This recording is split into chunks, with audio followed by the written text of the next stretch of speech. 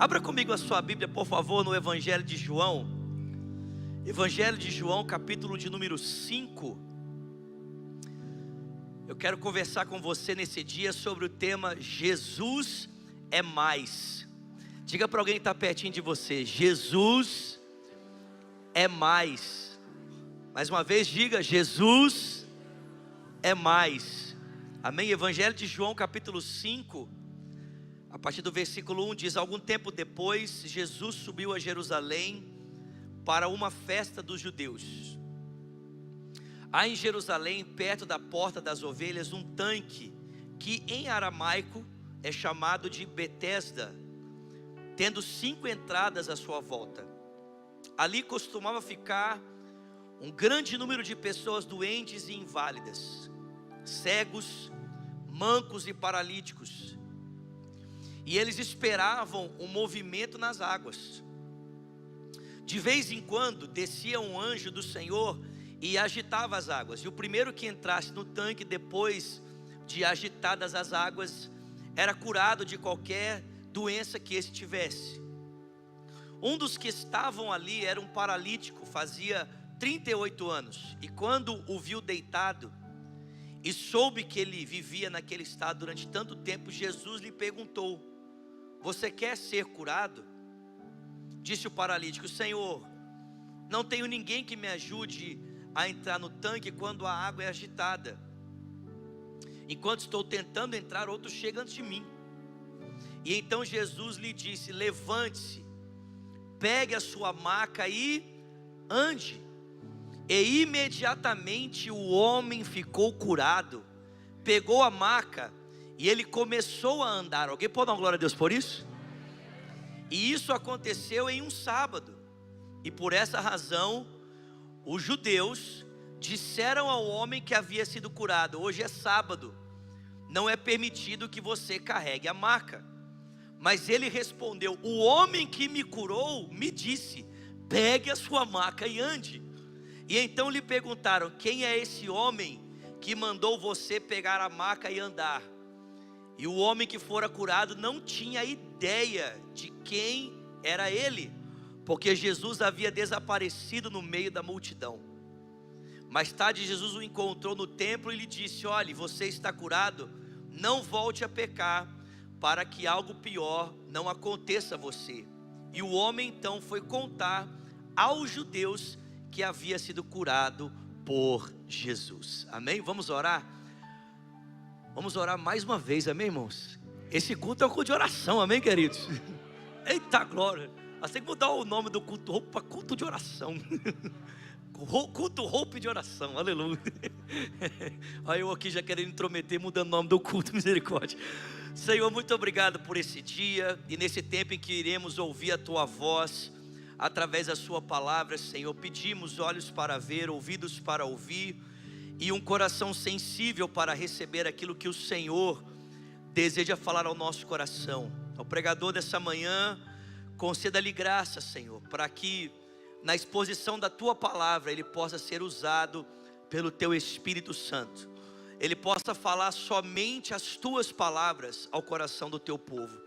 É o que nós pedimos e Te agradecemos em o nome de Jesus. E quem crê diga: irmão, eu não sei se você sabe, mas o Evangelho de João é estruturado em cima de milagres. Sabia disso? O Evangelho de João é o Evangelho estruturado em volta de 7 milagres. Fala comigo, 7. Por que 7 milagres? Porque você se lembra que quando Deus criou o mundo, Ele criou o mundo em 6 dias e no 7º Ele descansou. E o Evangelho de João começa exatamente de forma muito parecida com o livro do Gênesis. Gênesis começa assim: no princípio criou Deus os céus e a terra. E o Evangelho de João começa: no princípio estava o verbo com Deus. No princípio o verbo era Deus e o verbo estava com Deus. Em outras palavras, João está mostrando para nós que agora o mesmo Deus que criou o mundo, Ele vai recriar o mundo, amém, irmãos?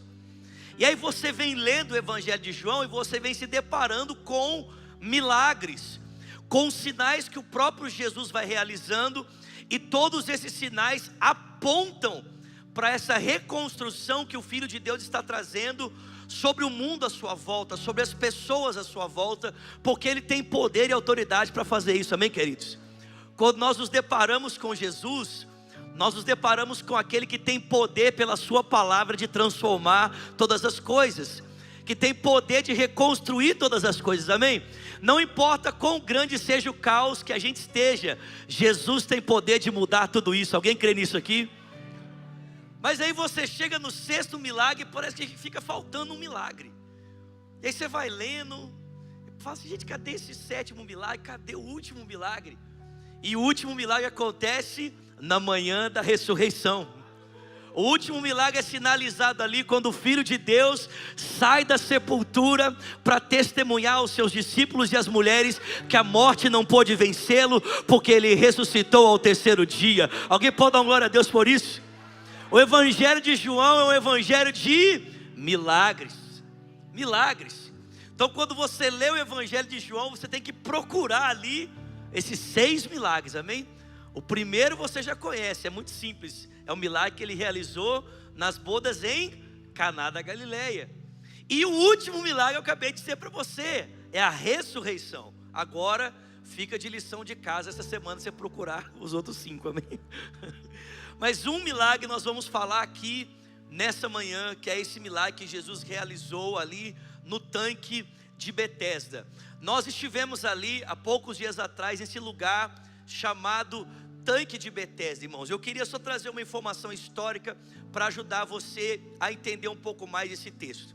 Esse tanque, irmãos, ficava perto de uma fortaleza chamada Fortaleza Antônia. E esse tanque era costumeiramente usada pelos romanos para que os romanos pudessem se banhar. Ele não era um tanque de purificação judaica, né? Não era um tanque para as pessoas se batizarem, não. Era um tanque que os soldados romanos costumeiramente tomavam banho ali. E a água que ficava ali ficava tão suja que depois ela só tinha uma finalidade: ser usada pelas pessoas para lavarem as ovelhas, que caminhavam então depois pela porta das ovelhas, entravam no templo, que ficava muito próximo ali também, para serem vendidas, para se tornarem um sacrifício no dia da expiação. Então esse tanque que nós estamos lendo aqui no texto, era um tanque que os romanos usavam para se banhar. Não era um tanque santo, não era um tanque separado por Deus, não. Era um tanque romano, irmãos. E se você conhece um pouquinho da história do Império Romano, você sabe que os romanos não eram limpinhos, amém? Eles podiam ser limpinhos no sentido que eles gostavam de tomar banho. Os romanos gostavam muito de tomar banho. Quando eles chegavam numa cidade, eu não sei se você sabe disso, quando você vai no Brasil, você consegue ver isso claramente.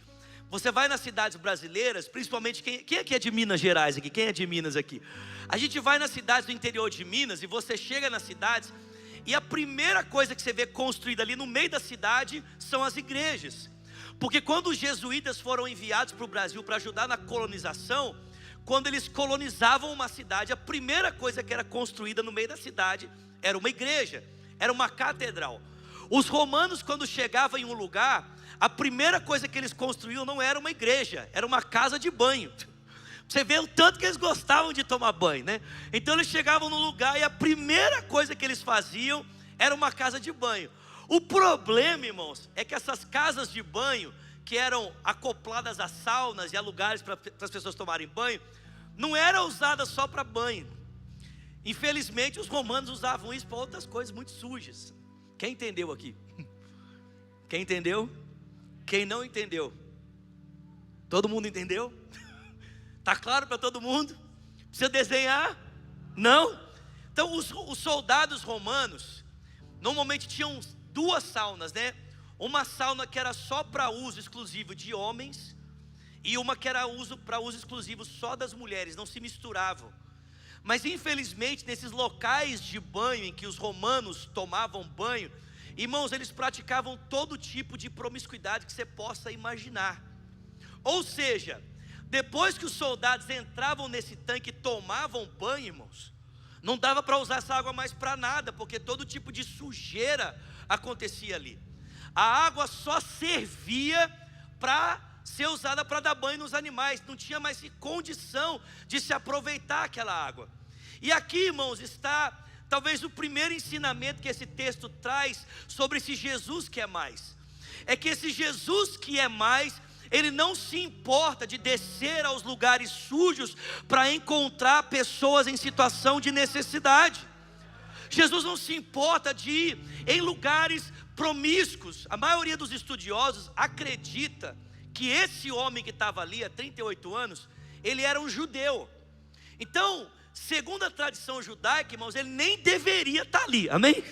Nem deveria. Porque, irmãos, um judeu deveria buscar a resposta de Deus aonde? No templo.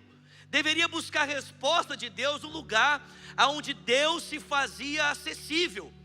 Mas havia se construído em volta desse tanque essa lenda, esse mito de que de tempos em tempos um anjo descia ali, tocava as águas e alguém que entrasse primeiro era curado. E esse homem então, confiando nessa crendice popular, deixou o lugar que de fato era apontado por Deus para tentar buscar resposta em um lugar que Deus não havia apontado. Vocês estão comigo? Havia um lugar claro que Deus havia apontado para que ele pudesse ser encontrado. Mas havia se criado esse mito, essa crendice de que Deus poderia ser encontrado ali num outro lugar, que era possível poder se experimentar de Deus nesse outro ambiente. Mas, irmão, fica muito complicado a gente acreditar que um anjo descia ali, pensando o contexto para que esse tanque era usado. O tanque era usado para coisas sujas, não tinha nada de Deus ali. Deus havia apontado um lugar específico para as pessoas experimentarem dele. Mas esse judeu estava tão desesperado por um toque de Deus, que ele não se preocupou e desceu nesse lugar. Irmãos, preste atenção, Jesus é tão mais, que até mesmo um homem que estava no lugar errado, na hora errada e com as pessoas erradas, foi socorrido pela sua graça. Jesus desceu ao lugar imundo, somente para encontrar esse homem e trazer resposta à necessidade dele. Alguém pode dar um glória a Deus aqui nesse dia? Não importa quão sujo seja o lugar em que você está, quão profundo ele pareça. Irmão, Jesus não precisa, Ele não precisa dessas coisas para que Ele possa nos tocar. E às vezes, queridos, nós nos colocamos em situações tão complicadas que a gente pensa que Jesus não pode nos alcançar com as mãos dele nesse lugar. Às vezes você está aqui no Hope nesse dia, ou quem sabe em casa nos assistindo, e você está aqui porque você entrou numa situação complicadíssima. Fez uma dívida que aos seus olhos é impagável. Uma negociação no seu trabalho, na sua empresa, que você tomou um prejuízo enorme, agora você não sabe nem como você vai saldar os seus credores. Ou quem sabe você cometeu uma falha dentro do contexto do seu casamento. Quem sabe flertando com alguém que você sabe que não podia. Talvez chegou até às vias de fato de trair o seu cônjuge. E você está aqui buscando a restauração da sua família, mas você olha para o caos em que a sua família está instaurada, e talvez você pense, será que é possível? Eu estou aqui para dizer para você nessa manhã, Jesus desce nos lugares mais sujos, Ele vai atrás dos necessitados, não importa onde eles estejam, eles podem estar no lugar errado, na hora errada, com as pessoas erradas, Jesus vai lá atrás deles, porque Jesus é mais, irmãos. Alguém pode dar uma glória a Deus por isso aqui? Jesus é mais. Diga para quem está pertinho de você, Jesus é mais. Alguém crê nisso aqui? Jesus é mais. É mais. Segundo, irmãos, Jesus é mais, porque Jesus não precisa das nossas superstições, das nossas crendices para realizar milagres. Amém? Diga para quem está pertinho de você, Jesus não precisa, irmão, das suas crendices, das suas superstições para realizar milagres. Irmãos, preste atenção, esse homem nem devia estar lá, mas Jesus é tão misericordioso que foi ao encontro dele, amém? Tão misericordioso que foi lá só para encontrar esse homem. E a Bíblia diz que quando Jesus chegou ali e encontrou esse homem, Jesus perguntou para ele, você quer ser curado? Olha a resposta que o homem deu para Jesus. Olha, querer eu quero, mas tem um problema. E o problema é o seguinte, sempre que a água é agitada, alguém pula na minha frente, não tem ninguém que me ajude, eu sou paralítico, como é que vai fazer? Mas Jesus tinha perguntado para ele como ele poderia ser curado, sim ou não, irmãos? O que Jesus perguntou para ele? Se ele queria. Mas ele estava tão acostumado a lidar com a cena do tanque todos os dias, que na cabeça dele só tinha uma forma daquele milagre acontecer. Qual era? Se ele descesse no tanque. Irmão, você já parou para pensar que muitas vezes nós somos como esse homem? Nós estamos tão acostumados com uma imagem diante de nós, que nós prendemos a ação de Deus à imagem que nós estamos acostumados com ela. E a gente fica ficcionado nisso, e a gente pensa que Deus só pode fazer o que eu estou precisando se for desse jeito. Mas presta atenção, Jesus não perguntou para o homem como ele poderia ser curado. Jesus perguntou para ele se ele queria ser curado. A pergunta de Jesus para mim e para você nesse dia não é como você quer ser curado, ou como você pode ser curado, ou como você pode ser restaurado. A pergunta dele é: você quer? Eu te pergunto aqui nesse dia: você quer, meu irmão? Então larga a mão das suas crendices e deixa Jesus fazer do jeito dele. Larga a mão das suas formas, do seu jeito, dos seus métodos, de você pensar que tem que ser X, Y, Z. Não tem que ser nada, meu filho.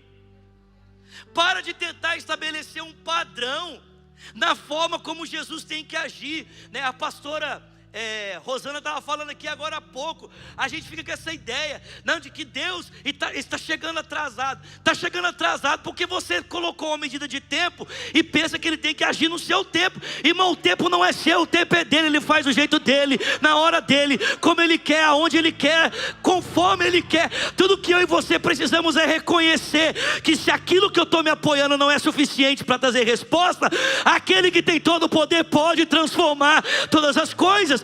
Para de colocar a sua fé na sua crendice, comece a colocar a sua fé em Jesus.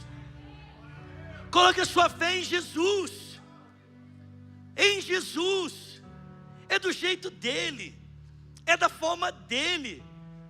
Jesus perguntou para o homem: e aí, você quer ser curado? Eu quero, né? Mas sabe como é que é, né? Vem aí alguém, pula na minha frente, aí eu fico esperando, né? Mais um tempo. Gente, 38 anos. Vocês estão comigo aqui? Jesus olhou para ele e disse assim: homem, pega a sua maca e sai andando agora. Pega a sua maca e sai andando agora. Diga para quem está pertinho de você: pega a sua maca e sai andando agora. Não, chacoalha ele, pelo amor de Deus, e fala com autoridade. Fala para ele: pega a sua maca e sai andando agora. Irmão, presta atenção, você não precisa esperar por algo acontecer, quando aquele que está diante de você pode fazer todas as coisas. Ninguém precisa esperar uma água agitar, quando está diante daquele que é o próprio milagre. Ninguém tem que esperar um anjo descer, quando está diante daquele que tem todo o poder, que é o Rei dos Reis e o Senhor dos Senhores. Com uma palavra Ele é capaz de transformar a sua história. Ele não precisa. Jesus é aquele que desce aos lugares mais imundos para resgatar aqueles que estão perdidos. E Ele é aquele que nos desconecta das nossas crendices para mostrar que Ele tem todo o poder, amém, irmãos? Para mostrar que Ele tem toda a autoridade. Por quê? Porque Jesus é mais. Fala comigo: Jesus é mais. Quantos podem dizer bem forte? Diga: Jesus é mais. Ele é mais. Você crê nisso, querido? Jesus é mais. E o último ponto aqui: Jesus é mais, irmãos, porque Ele vai aos lugares mais sujos para resgatar pessoas. Jesus é mais, porque não precisa das nossas crendices. Sabe, não transforme essas manhãs de oração num amuleto, amém, irmãos? Não transforme. Esses propósitos de oração são muito importantes. O pastor Marcelo sempre frisa isso. Eu acho muito sábio, muito nobre da parte dele. A intenção é levar você a confiar cada vez mais naquilo que Deus pode fazer, através da leitura da palavra, através dos pactos de oração, né? Mas você é desafiado a levar os textos para casa, meditar no texto da palavra de Deus e orar em cima desse texto. Amém, irmãos? Por quê? Porque não é um homem que faz o milagre. Quem faz o milagre é Jesus. Jesus. Amém, irmãos? É só uma forma de ajudar você a perseverar, unida a outros irmãos, clamando por aquele que é capaz de realizar todas as coisas, né? Não é o roubo que sara, amém, irmãos? Quem sara é Jesus. Amém, queridos? E o último ensinamento que eu queria trazer para você aqui nesse dia é que Jesus é maior do que a tradição religiosa. Ele não é apenas maior, ele não é apenas mais do que a crendice popular, mas ele é mais do que a tradição religiosa. A Bíblia diz que quando aquele homem ouviu Jesus dizendo para ele: levanta, toma sua maca e sai andando, alguma coisa aconteceu. Algo que era impossível aquele homem ser feito, agora era possível. Ele viu as suas pernas, alguma coisa aconteceu com ele. Ele percebeu que a capacidade que lhe faltava agora havia sido lhe dada pelo poder e pela autoridade de Jesus. Apesar de o texto dizer que ele não sabia quem era Jesus. E ele se levanta então, ele toma a maca que ele estava e ele sai andando, né? E está o homem caminhando, levando a maca dele. E aí ele se depara com os judeus religiosos, que o veem caminhando, levando a maca num sábado, e fala para ele: ô, seu ser humano, isso aí que você está fazendo é pecado, não pode fazer isso não. Irmão, só para vocês terem ideia do tanto que os judeus são rigorosos com essa questão de não trabalhar no sábado, né? Existem livros escritos na tradição dos judeus, não estão na sua Bíblia, não estão na Bíblia nem dos judeus, que a gente chama de Talmud. E no Talmud você tem ali 3 livros que são interpretações da Bíblia que ajudam um judeu a entender como que os mandamentos têm que ser guardados e praticados. Então, só para você ter ideia, alguns rabinos judeus diziam que no sábado você podia dar 4 passos, mas se você desse 5, você quebrava o sábado.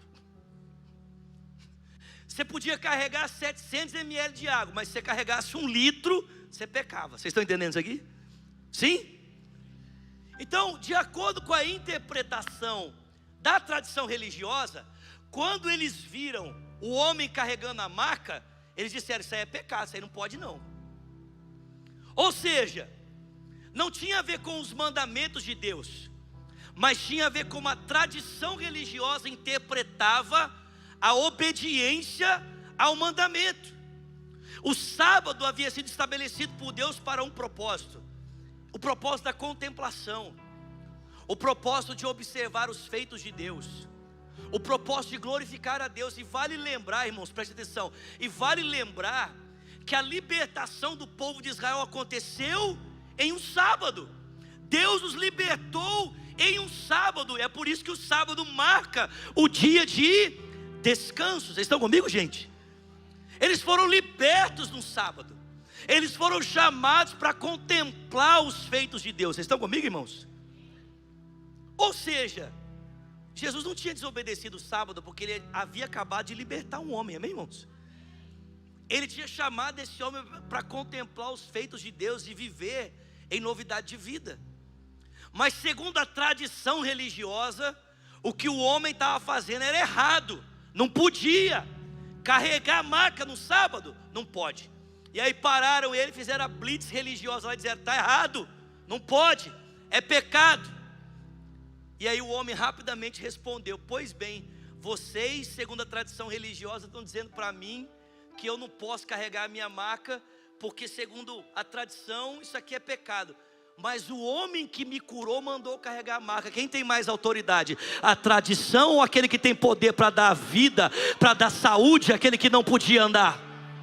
Quem tem mais autoridade? Aquele que tem poder para dizer às pernas o que não se move, se mova, ou aqueles que apenas interpretam uma tradição religiosa. E é claro, irmãos, que quem tem mais autoridade é aquele que tem poder de dar a vida, aquele que tem poder de operar milagres, aquele que tem poder de transformar histórias. Ele tem mais autoridade, é por isso que nós devemos obedecer a Ele. Não seguimos aqui preceitos, tradições de homens, tradições religiosas, não. Nós seguimos a Jesus, seguimos aquele que é poderoso, aquele que pode dar a vida, aquele que pode transformar todas as coisas, que não precisa das nossas crendices populares, aquele que é capaz de descer aos lugares mais sujos para resgatar aqueles que estão em condição de necessidade. Jesus é mais. Diga para quem está pertinho de você: Jesus é mais. Você pode ficar de pé no seu lugar? Jesus é mais. Jesus é mais. Quantas vezes, irmãos, como, eu esqueci seu nome, desculpa, como a Johanna falou, quantas vezes nós não somos desestimulados por pessoas que às vezes já conseguiram, já acessaram lugares que nós estamos querendo acessar, e as pessoas dizem para nós: não pode, você não vai conseguir, não, é muito difícil, porque é muito fácil, irmãos, para quem está do lado de cá e já passou por essa porta, dizer que você não pode passar, sim ou não? É muito fácil. Era muito fácil para o religioso, que não necessitava do mesmo toque de cura, dizer para agora para aquele que estava andando: você não pode carregar a sua maca. Mas o problema, irmãos, é que a religião não pode dizer o que ela também não pode fazer. Vou repetir isso aqui, amém? Pelo amor de Deus, tem alguém comigo aqui, em nome de Jesus? A religiosidade não pode falar aonde ela não tem poder para resolver. Ela não tem voz de autoridade aonde ela não tem poder para transformar a situação. Irmãos, Jesus é mais, porque Ele não apenas nos diz o que podemos viver, mas Ele tem autoridade para nos levar a esse lugar. Jesus é mais. Jesus é mais na minha vida, na sua vida, na minha casa, na sua casa.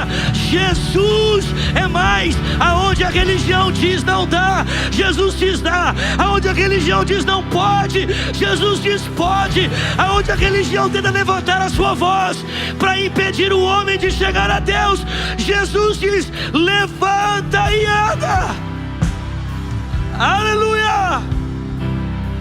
Ele diz: levanta e anda. Levanta e anda. Levanta e anda. A Bíblia diz que algumas horas depois, poucas horas depois, esse homem se encontrou com Jesus no templo. E aquele homem que antes não sabia quem era Jesus, agora veio a perceber que o homem que havia curado era Jesus. E Jesus olha para ele e diz: filho, nunca mais volte a praticar aquele pecado, para que algo pior não te aconteça. Porque mais importante, irmãos, do que a experiência que aquele homem teve com Jesus, é conhecer o Jesus que proporcionou a experiência. Mais importante do que ser tocado pelas mãos de Jesus, é conhecer a face de Jesus. Não teve uma pessoa que, ao ser tocada por Jesus, não recebeu a revelação de quem Ele era. Porque mais importante do que um toque é conhecer aquele que toca. Mais importante do que receber a cura é conhecer aquele que cura. Porque mais importante do que ser transformado é conhecer aquele que transforma, e ouvir a boca dele dizer: vá em paz, seja livre do seu sofrimento, seja perdoado do seu pecado, eu te libero, viva nova vida, porque Ele é Jesus. Pai, nós te louvamos nesse dia, porque Jesus é mais. Jesus é mais. Ele é maior do que a nossa superstição, maior do que as nossas crendices, Nós te louvamos porque Jesus é mais, porque Ele é aquele que desce aos lugares inóspitos, sujos, aonde ninguém quer ir, lugares que foram abandonados, lugares que foram deixados de lado. Jesus vai a esses lugares para encontrar o perdido, para encontrar o desamparado, o que está sem esperança, o que está aflito, ao que não tem resposta. Ele vai até esses lugares e Ele diz: levanta e anda, levanta e anda. E mesmo quando a religião, mesmo quando a religiosidade tenta dizer que não é possível, o teu filho nos diz: tudo é possível aquele que crê em mim, aquele que confia em mim. Nós exaltamos o Jesus que é mais, o Jesus que é mais, o Jesus que é mais. Levante as suas mãos a Ele nesse dia e cante isso, cante.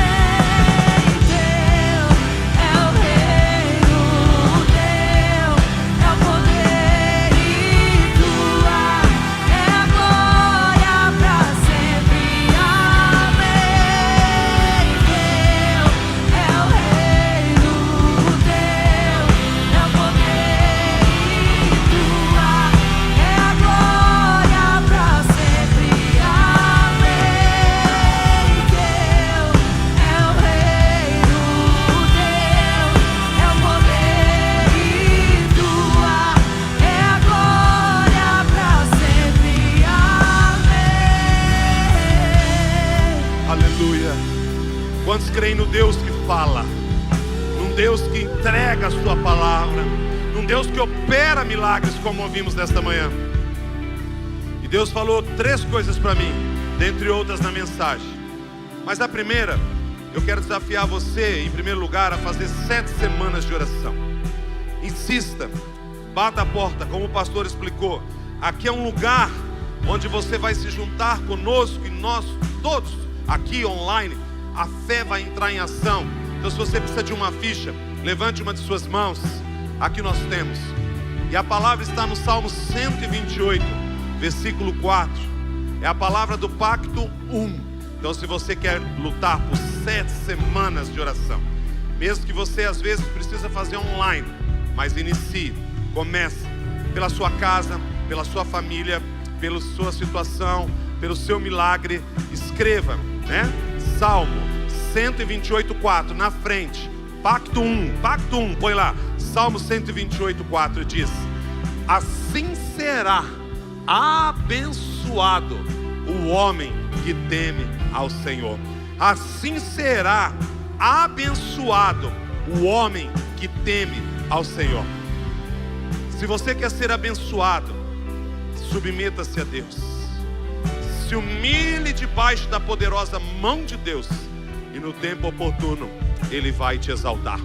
Pacto 128:4, para você que vai começar 7 semanas de oração. Mas então, o que é que Deus colocou no meu coração? Segunda coisa, nós todos viremos à frente. Se você está no pacto ou não, se você vai começar 7 semanas ou não, nós vamos todos encher aqui à frente. Nós vamos orar pelos pactos, e nós vamos levantar um clamor pelo Brasil, amém? Deus falou forte ao meu coração: clame, clame, clame. E nós vamos orar pelo culto roubo. Eu compartilhei com a pastora Rosana ali, eu tenho falado com vocês sobre isso. Esse tipo de milagre que hoje nós ouvimos, eu creio que dos muitos milagres que nós já ouvimos aqui à frente, testemunhos e testemunhos dias após dias, nós vamos também ver outros milagres acontecerem. De um paralítico andar, de um coxo ter a perna normal, de uma pessoa ressuscitar, de uma cura de um câncer, de uma doença difícil, complicada, que aos olhos humanos é impossível. Eu creio que tudo isso vai acontecer.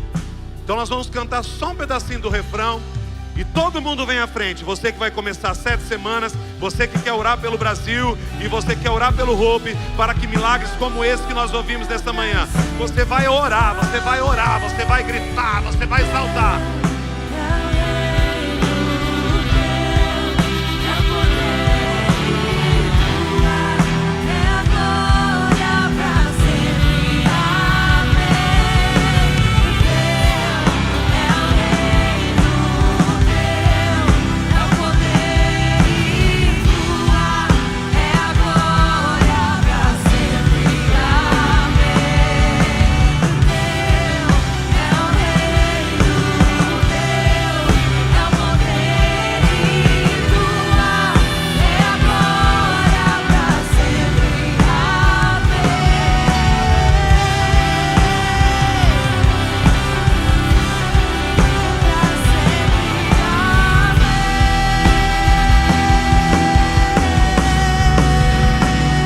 Aleluia, aleluia, aleluia.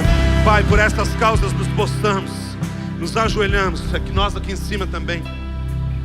Aqui estamos, Pai, nos rendendo diante do trono da Tua graça, de uma palavra que foi poderosamente liberada sobre nós, de que o Senhor vai aonde precisa para que o nosso milagre se realize.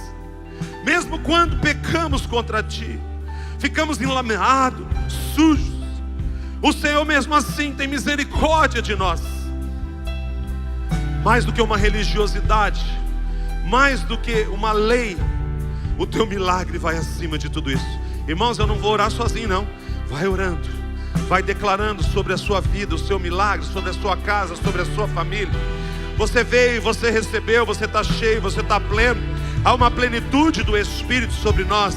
Há milagres que estão acontecendo, vidas que estão sendo impactadas, e a sua é uma delas. Pai, olha para nós, tem misericórdia de nós. Olha para a nossa causa, para a nossa insignificância. Olha para a nossa vida, o quanto nós precisamos de Ti, como aquele homem precisava. Jesus foi ao encontro de um necessitado, e nesta manhã o Senhor está aqui. O Senhor veio ao nosso encontro. O Senhor veio para produzir algo em nós, uma fé, uma esperança que ganhe as ruas, que faça mesmo grandeza do Teu nome ser exaltada. Ah, Senhor dos exércitos, Tu és poderoso.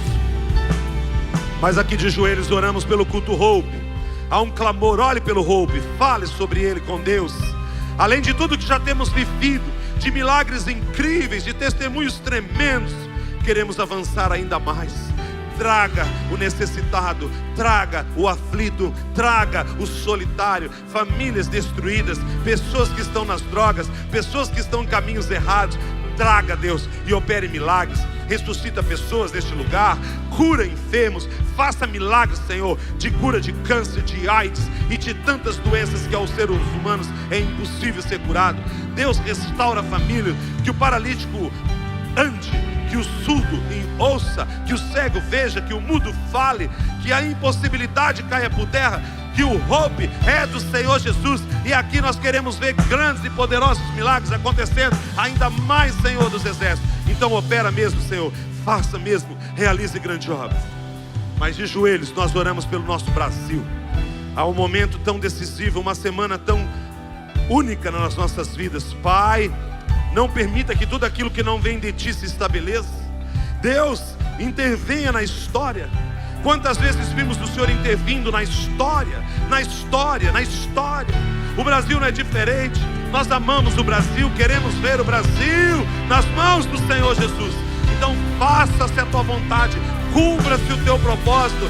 Declaramos que nenhuma arma forjada contra o Brasil vai prosperar. Nenhum principado, potestade, dominador deste mundo tenebroso, força espiritual do mal, vai agir naquela nação. De norte a sul, de leste a oeste, nós cobrimos o Brasil com o sangue de Jesus, poderoso de Deus, único Deus, majestoso Deus, que vai ascender ao poder aquele cujo propósito, cujo coração está firme no Senhor. O Brasil é do Senhor. Aleluia! Creia nisso, fique em pé e adore, adore, adore, adore. Levante as mãos para declarar.